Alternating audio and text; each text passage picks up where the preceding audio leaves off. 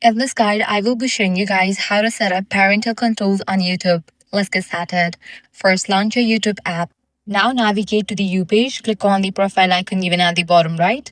Once you're over here, at the top right, you're going to find this settings icon. Click on that. Inside this section, find the general option and click on it. Now here you're going to find the option of restricted mode. Simply toggle it on and this will help filter out potentially mature content.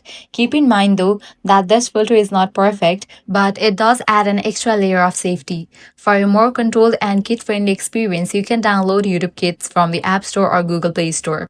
Launch App Store or Play Store, search for the app YouTube Kids. Once app appears, download it. Then you can launch it and set a process to create a child profile. You can choose the age group, control what content is available, and even set screen time limits.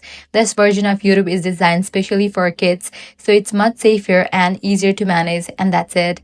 This is how you can easily set up parental controls on YouTube. If this guide was helpful, do not forget to like, share, and subscribe.